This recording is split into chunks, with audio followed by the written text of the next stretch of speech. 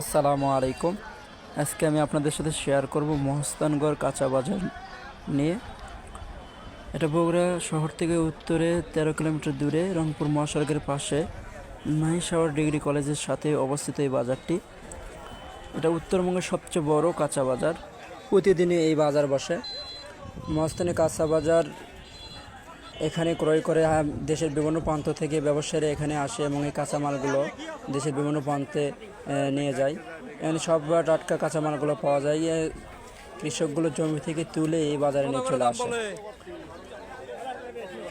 আপনারা এখানে শসা, ক্ষীরা, আপনার তরমুজ এবং করলা, পটল, সিম, বরবটি থেকে শুরু করে বিভিন্ন রকমের শাকসবজি এবং এখানে মিষ্টি কুমড়া, মিষ্টি লাউ সব রকমের সবজি এখানে পাবেন।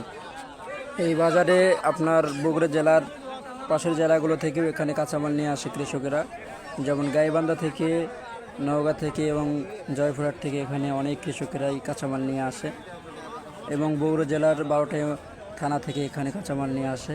তাছাড়া অন্য অন্য এলাকা থেকেও এখানে কাঁচামাল বিক্রয় করার জন্য আসে।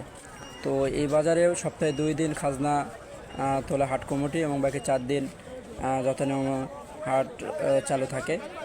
তো এখানে আমরা যেহেতু এই কাঁচা বাজারে মোটামুটি যাওয়া হয়, সে সুবাদে এখানে কিছু অসাধু ব্যবসায়ী এই বাজারে আছে, তারা প্রতিনিয়ত কৃষকদের ঠকানোর চেষ্টা করে। তো আপনারা অবশ্যই এই অসাধু ব্যবসায়ী থেকে সাবধান থাকবেন। একটা কথা না বললেই নয়, এখানে হাট কমিটি অনেক ভালো ভূমিকা পালন করে। তারা কৃষকের জন্য সর্বদা হেল্পফুল, তারা কৃষককেই সাপোর্ট করে। তো আপনারা যে কোনো প্রবলেমে পড়লে আপনারা হাটের যে বাজার ঘর চৌকিতে যাবেন এবং তাদেরকে বিচার দিলে তার সুষ্ঠু সমাধান পাবেন, বিচার পাবেন আপনারা অবশ্যই। তো আপনারা ভয় পাবেন না কোনো বিষয় নিয়ে। যে কোনো সমস্যায় পড়লে আপনার হাট কমিটির কাছে গেলে আর সমাধান পাবেন, এটা নিশ্চিত থাকবেন অবশ্যই। তো এখানে বাজারে ক্রয় এবং বিক্রয় করতে অনেকে সুবিধা পাবেন। আপনারা যেমন বিভিন্ন জিনিস এখানে ক্রয় বিক্রয় করতে পারবেন। কোনো কিছু আপনি এই বাজারে এসে যে পাবেন না এরকম হবে না কখনো। এই বাজারে আপনার সবই পাবেন। কৃষকরা সেইভাবেই বাজারে আসে এবং ব্যবসায়ীরা এই বাজারে সেভাবেই আসে।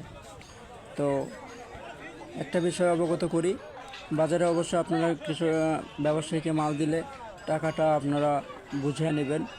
আপনারা কোনো ব্যবসায়ীকে একবারে অন্ধ মনে বিশ্বাস করে মাল দেবেন না, যে আপনি পরে টাকা দেবে এরকম কিছু বললে, তাহলে কিন্তু প্রতারিত হবেন।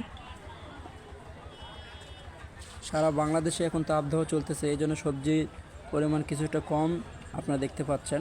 শীতকালে পুরো বাজার জায়গা পাওয়া যায় না, সবজির জন্য কৃষকেরা এসে অনেক জায়গা পেতেই হিমশিম খায়।